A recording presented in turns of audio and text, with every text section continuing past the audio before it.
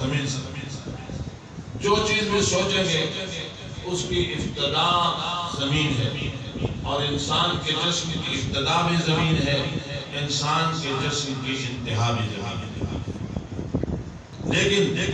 انسان صرف جسم کا نام نہیں، انسان جسم اور روح دونوں چیزوں کا نام ہے۔ اور روح کہاں سے آئی ہے؟ زمین سے نہیں آئی۔ اللہ تعالیٰ نے قرآن میں فرمایا ہم نے انسان کے جسم میں روح اپنی طرف سے ڈالی ہے، آسمان سے ہم نے خود روح ڈالی۔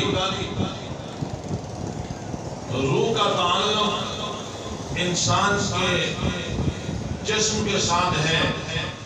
اور انسان دو چیزوں سے بنا ہے، روح اور جسم۔ لیکن روح کا تعلق آئی کہاں سے ہے؟ یہ آسمان سے آئی ہے۔ روح زمین سے پیدا نہیں ہوئی، انسان کا جسم زمین سے پیدا ہوا ہے۔ تو انسان کا جسم جب زمین سے پیدا ہوا، یہ بھی الگ بات ہے کہ وہ میں نہیں بتاتا کہ وہ بات لمبی ہو جائے گی کہ انسان کا تعلق زمین سے کیوں ہے، پھر زمین کے بعد آسمان سے کیوں ہے۔ اس لیے آقا دو عالم صلی اللہ علیہ وسلم کا معراج آسمان سے کیوں ہوا، زمین سے کیوں نہ ہوا؟ یہ بات تو لمبی ہے، جو میں بات عرض کرنا چاہتا ہوں اس کو ذرا آپ غور سے سنیے گا۔ انسان کا تعلق دو چیزوں سے ہے، انسان دو چیزوں کا نام ہے، ایک انسان جسم کا نام ہے، ایک انسان روح کا نام ہے۔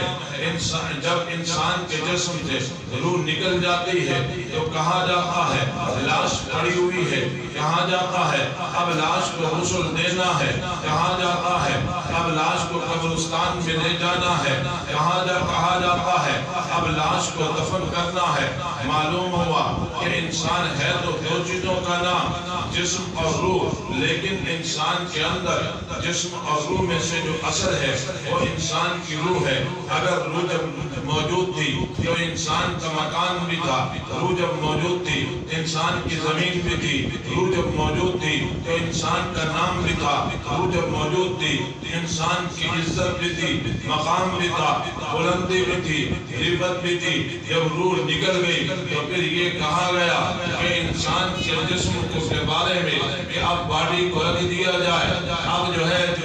لاش کو جو ہے غسل دے دیا جائے، اب لاش کو جناب والا کندھے پر لا کر اس کو قبرستان کی طرف لے جایا جائے۔ کوئی نام لے کر نہیں کہے گا کہ اجوت کو نہلا دیا جائے، کوئی نام لے کر نہیں کہے گا کہ اب اجوت کو غسل دے دیا جائے۔ معلوم ہوا کہ انسان ہے تو جسم اور روح کا نام، لیکن جسم اور روح میں سب سے اصل چیز جو انسان کی ہے وہ انسان کی روح ہے۔ تو انسان کی اصل چیز روح ہے، پھر انسان کا جسم ہے، لیکن جسم جو ہے وہ اس کا تعلق جب زمین سے ہے، اس کی غذا بھی زمین سے ہے۔ جب انسان کے اندر روح ہے، روح کا تعلق جب آسمان سے ہے تو اس کی غذا بھی آسمان سے ہے۔ انسان کے جسم کو جب ضرورت پڑتی ہے، کبھی جو ہے کھانا لیتا ہے، ضرورت پڑتی ہے، پانی پیتا ہے، ضرورت پڑتی ہے، پھل کھاتا ہے، ضرورت پڑتی ہے، اور چیزیں استعمال کرتا ہے، وہ کپڑا استعمال کرتا ہے، لباس کو استعمال کرتا ہے، بستر کو استعمال کرتا ہے، وہ ہر چیز کو استعمال کرتا ہے۔ لیکن اس کے جسم کے لیے غذا ہے، اس کے روح کے لیے بھی ایک غذا ہے۔ کاش کہ ہمیں وہ بھی معلوم ہو جائے کہ روح کی غذا کیا چیز ہے۔ روح کی غذا ویسے ظاہری طور پر جو نظر آتی ہے میں وہ گنوا دیتا ہوں کہ روح کی غذا کیا ہے۔ روح کی غذا قرآن کی تلاوت ہے، روح کی غذا نماز میں مسجد کے اندر نماز پڑھنا ہے، روح کی غذا روزہ رکھنا ہے، روح کی غذا اللہ کے حکم کو بجا لانا ہے۔ روح کی غذا کیا ہے کہ انسان عبادت کرے، روح کی غذا کیا ہے انسان زیادت کرے، روح کی غذا کیا ہے انسان مجاہدہ کرے۔ بالکل ایک ہی بات ہے، جب جسم بیمار ہو جاتا ہے اس کا بھی علاج کیا جاتا ہے، لیکن افسوس کا مقام ہے کہ جب جسم بیمار ہو گیا اس کے علاج کے لیے آپ کو جتائی شہر میں بہت سے ہسپتال ملیں گے، بہت سے سول ہسپتال کے علاوہ بہت سے جو ہے ڈاکٹر پرائیویٹ مل جائیں گے، جوتئی سے لے کر ملتان تک آپ چلے جائیں، ملتان میں بھی ہسپتال موجود ہوں گے، بڑے بڑے ہسپتال موجود ہوں گے۔ کیا معاملہ ہے؟ ہسپتال میں کیا کیا جاتا ہے کہ جب انسان کا جسم بیمار ہو جاتا ہے تو ہسپتال میں اس کی دوائی کے لیے، اس کے جناب آپریشن کے لیے لایا جاتا ہے، لیکن افسوس کا مقام ہے انسان کی روح بھی بیمار ہو چکی ہے۔ اب بیماری کے حالت میں انسان نے کہاں جانا ہے، کس جگہ جانا ہے، کون سا ہسپتال ہے یہاں پر علاج ہوگا؟ انسان کی روح کو کیا بیماری لگ چکی ہے؟ انسان کی روح کو حسد کی بیماری لگ چکی ہے، انسان کی روح کو تکبر کی بیماری لگ چکی ہے، انسان کی روح کو لالچ کی بیماری لگ چکی ہے، انسان کی روح کو کینہ کی بیماری لگ چکی ہے، انسان کی روح کو بغض کی بیماری لگ چکی ہے، انسان کی روح کو بہت سی بیماریاں لگ چکی ہے۔ ایک عجیب بات ہے کہ اگر جسم بیمار ہو جائے اس کے لیے ہسپتال موجود ہے، انسان علاج کراتا ہے، حالانکہ اگر جسم بیمار ہو گیا ہے علاج نہیں کرائے گا، جان سے ہاتھ دھو بیٹھے گا، علاج نہیں کرائے گا، اس کی جان کو نقصان ہوگا، لیکن روح بیمار ہو چکی ہے، علاج نہیں کرائے گا تو ایمان سے ہاتھ دھو بیٹھے گا۔ اس لیے آپ دیکھ سکتے ہیں کہ ہمیں جسم کے بیماری کا تو علم ہے کہ کہاں کہاں پر اس کے ہسپتال موجود ہیں، لیکن روح بھی بیمار ہو جاتی ہے، اس کے ہسپتال کہاں موجود ہیں ہمیں علم ہی نہیں ہے، ہمیں معلوم ہی نہیں ہے کہ اس کا علاج کون کر سکتا ہے، کون نہیں کر سکتا، اس کے علاج کا کیا طریقہ ہوتا ہے، کون سا طریقہ اس کے علاج کا ہوتا ہے، کون سا طریقہ اس کے علاج کا نہیں ہوتا، وہ دکانیں کہاں پر ہے جہاں پر علاج ہوتا ہے، وہ ڈاکٹر کون سے ہیں جو علاج کرتے ہیں، کیونکہ ہمیں جو ہے اس چیز کی قدر نہیں ہے۔ حالانکہ روح تو اثر ہے، روح نہ ہوتی تو قرآن کی تلاوت کیسے کرتا، روح نہ ہوتی مسجد میں کیسے آتا، روح نہ ہوتی تو بیوی بچوں کو سلام کیسے کرتا، روح نہ ہوتی تو بازار میں کیسے چلتا پھرتا، روح نہ ہوتی تو کاروبار کیسے کرتا، روح نہ ہوتی تجارت کیسے کرتا، روح نہ ہوتی زراعت کیسے کرتا، روح نہ ہوتی سیاست کیسے کرتا۔ حالانکہ روح نہ ہوتی تو انسان کچھ بھی نہ کر سکتا تھا، روح نہ ہوتی تو انسان سے کچھ بھی نہ ہو سکتا تھا۔ لیکن عجیب بات ہے کہ جسم کے لیے مارا پھرتا ہے، لیکن یہ نہیں دیکھتا جب میں پھر رہا ہوں تو سانس کے چلنے کی وجہ سے پھر رہا ہوں، میں پھر رہا ہوں تو سانس میرے اندر موجود ہے تو میں پھر رہا ہوں، اگر یہی تو سانس ختم ہو جائے پھر میں چلنے پھرنے کے قابل نہیں رہوں گا۔ اس لیے روح کو اصل سمجھتا تو روح کا علاج بھی کرتا، روح کو اصل سمجھتا روح کو غذا بھی دیتا، روح کو اصل سمجھتا تو پھر وہ سب کچھ کرتا، لیکن روح کو اصل نہیں سمجھا، جسم کو سب کچھ سمجھ بیٹھا ہے تو اس نے جو ہے وہ غذائیں بھول بیٹھا ہے، جسم کو اصل سمجھ بیٹھا ہے تو وہ جو ہے روح کی غذا کا علم ہی نہیں ہے۔ جسم بیمار ہو جائے ہسپتال کا علم ہے، لیکن روح بیمار ہو جائے تو ہسپتال کا علم ہی نہیں ہے۔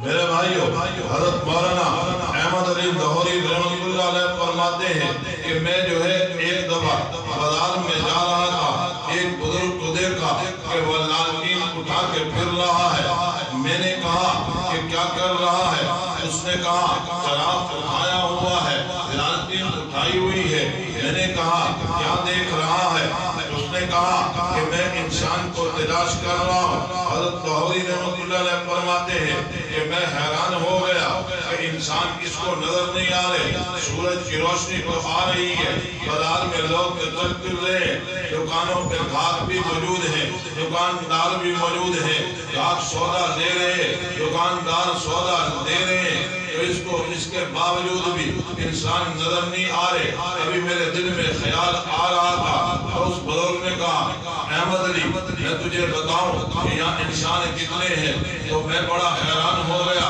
جب اس نے میرا نام لے کر کہا کہ احمد علی بتاؤں کہ یہاں پر انسان کتنے ہیں۔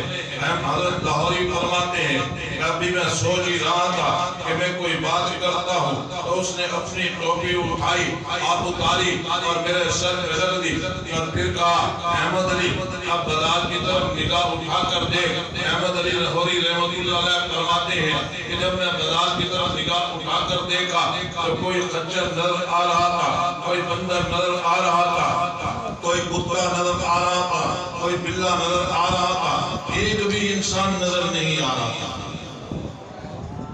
میرے بھائیوں، میرے دوستو، جو میں نے آیت پڑھی، دیکھو فرشتوں سے بہتر ہے انسان بننا، مگر اس میں ہوتی ہے محنت زیادہ۔ اگر ہم روح پر محنت کرتے، یقین جانیے آپ دیکھیں جن لوگوں نے روح پر محنت کی ہے، جنہوں نے قرآن کو سب کچھ سمجھا ہے، جنہوں نے روح پر محنت کی ہے، قرآن کو سب کچھ سمجھ لیا،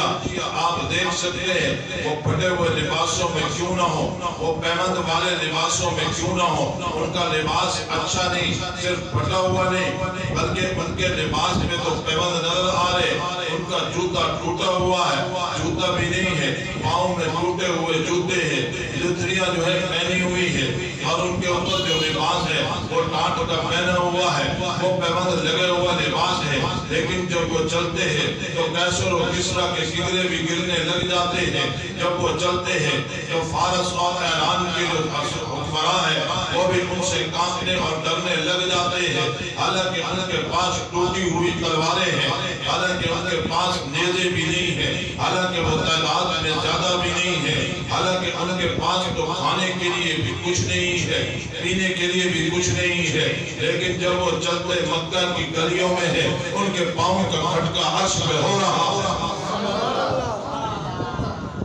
کیوں کہ انہوں نے یہ سمجھا تھا کہ اصل انسان روح اصل انسان ہے، جسم اصل انسان نہیں ہے، اس لیے انہوں نے روح پر محنت کی، اپنے جسم پر پہنے ہوئے کپڑوں پر محنت نہ کی، اپنے جسم پر پہنے ہوئے جوتے پر محنت نہ کی، انہوں نے اپنے لباس پر محنت نہ کی، بلکہ اپنی روح کو اوپر محنت کی ہے۔ تو آپ دیکھ رہے وہ ظاہری طور پر کیسے ہے، لیکن جو ہے ان سے بڑے بڑے حکمران جو ہے ڈر رہے، اور ہمارے لوگ کیا ہے ظاہری طور پر تو جس اعتبار سے بھی ہو، ان کے آگے پیچھے گاڑیاں کیوں نہ ہو، اور ان کے پاس جو ہے وہ بوٹ کیوں نہ ہو، پالش کیے ہوئے چمکتے ہوئے دمکتے لباس اور چمکتی دمکتی گاڑیاں کیوں نہ ہو، لیکن آپ دیکھ رہے کہ اس کے باوجود کہ ان کے آگے پیچھے جو ہے جناب والا گارڈ کیوں نہ ہو، ان کے پاس فوج کیوں نہ ہو، ان کے پاس مسلح افراد کیوں نہ ہو، اتنا بڑا ملک کیوں نہ ہو، لیکن آپ دیکھ رہے کہ یہود و نصارہ سے یہ خود ڈر رہے، یہ وہ یہود و نصارہ ان سے کیا ڈریں گے، اس لیے کہ ہم نے پوری کی پوری محنت جو ہے اپنے جسم کے اوپر شروع کر دی ہے، اور محنت کا تعلق جو ہم نے اصل تھا اس کو چھوڑ دیا ہے۔ توجہ کرنا، آج ہر ایک کہتا ہے جناب معاشرہ درست نہیں ہے، یاد رکھیں محنت کا تعلق، معاشرے کی اصلاح کا تعلق جو ہے ہم نے درست سمت میں نہیں لے کر گئے، اس لیے ہم سے جب غلطیاں ہوئی ہیں تو اب اس غلطیوں کی سزا ہم بھگت لیں۔ مثلا میں اپنی بات کرتا ہوں، میں جب منبر پر بیٹھوں گا میں یہ کہوں گا کہ آج میں وہ بات کروں گا جو معاشرے کے اندر برائیاں پائی جاتی ہوں گی، میں وہ بات کروں گا جو معاشرے کی اصلاح کے لیے ہوگی، میں وہ بات کروں گا جو مخلوق خدا کی اصلاح کے لیے ہوگی، لیکن میں وہ یہ بات نہیں کرنا چاہتا جو میرے